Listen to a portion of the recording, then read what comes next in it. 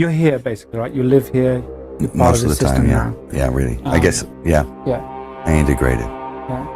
I mean, obviously, it's pretty much based on money. The system here.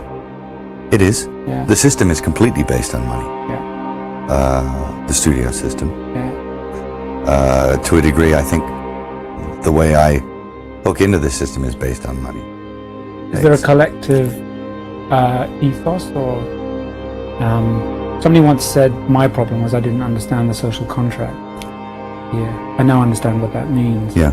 Do you understand it? The social contract? Yeah. I think I do. Yeah. What is it for you? The social contract. You can't get mad. Mm-hmm. You can't get mad.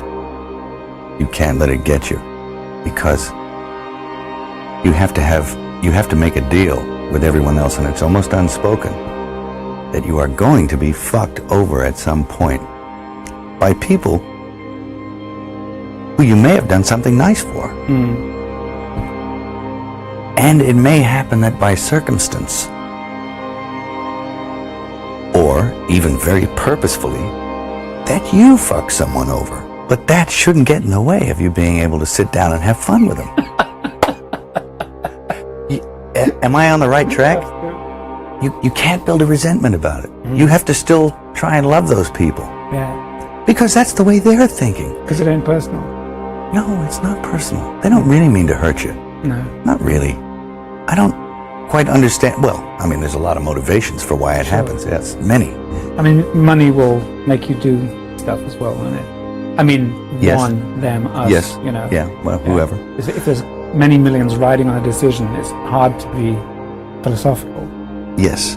Yeah. Yeah, very, very hard. Very hard to be, you know, you have to choose what level of integrity you're coming in at. And Okay.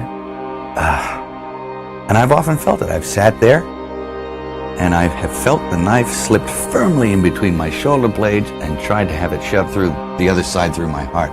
I mean, this is a bizarre place. And it doesn't take very long, and I'm sure you've experienced this if you've stayed here for any length of time. You come in, you're fresh from the outside, you're off the boat, from the farm, still got shit on your shoes, you're in here, people are charmed by that, that you've still got shit on your shoes. They're charmed by the fresh approach you bring to it, and that's a real thing. But they're also stroking the shit out of you, you know, licking you all over. And that's kind of good for you, too. It's great. But it doesn't take very long before you realize, or before it gets to you. It's cascading on you all the time. You can't get away from certain attitudes, from certain modes of behavior that this town and the industry dictate. And no matter how strong you are, when you come in off the farm with those convictions and a certain line of attack, no matter how strong you are going to be affected by this place. His whole opinion about women on film, from beginning to end, is very brief. He says, women on film, either naked or dead. Both is better. And it's like, whoa, ooh. The man has got a spiritual malady for a start. I mean, the scary thing is that I think a lot of people think that. Maybe not to that extreme. There are people, well-meaning people, and you'll know within 15 minutes. If this is a person you want to work with. Yeah. Christopher Walken, first time I ever did a casting session in America. Yeah. Terrified me. Me too. I mean, fucking hell. I came to meet the guy. They said, he's flying in from God knows where. Yeah, but he didn't need a plane, right? Yeah. It's like He didn't need a plane. He came in, he was doing all the kind of Scorsese stuff. And I said, have you had a chance to read the script? And he looked at me and he said, did you like my face? And I went, yes. He said, but that's fucking great, because if you don't, get De Niro. Fuck you, I'm out of here. And stood up and walked out. And everyone said, well, that I think was quite a good meeting. No, he came to see me on a rooftop in New York. I said, hey, can I talk to you? And he said, sure. He floated in, sideways, through a crowd of people. He was wearing black. And it was like one of those old vampire movies where they don't walk, but they glide. And he was a dancer, you know, so he has he's very graceful. Yeah. And he moved sideways and he just sat down in a chair next to me. And it kind of frightened me. And he's a very smart guy. And we started talking, and I didn't, say much of anything about reading the script, nothing. I just started talking about the Middle Ages. And he began to talk tortures.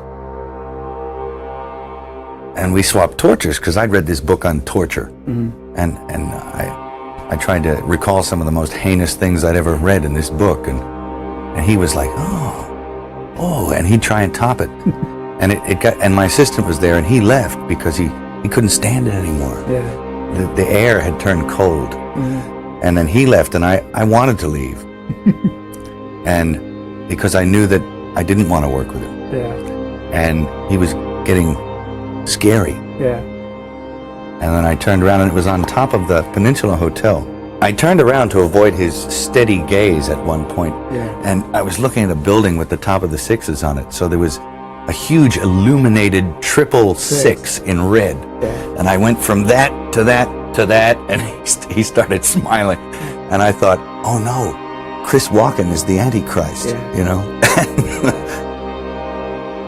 I'll think, Walken, and you'll resent it for a little while, then you have to let it go. Otherwise, you'll eat yourself alive. And I think it takes that kind of cockroach resilience to survive in this town. When I came over here, I was in my mid-20s. Right. The first time I really came over here.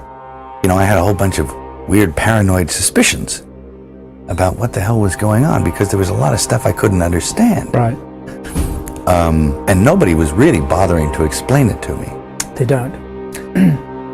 And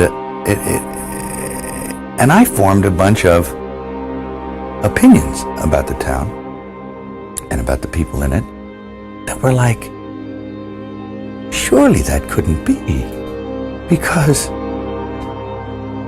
a whole place can't be like, Weird Town, where the stranger wanders in and all the people are in the bar and they all shut up when he looks at them and they tell you don't go into the house on the hill. And it's like that.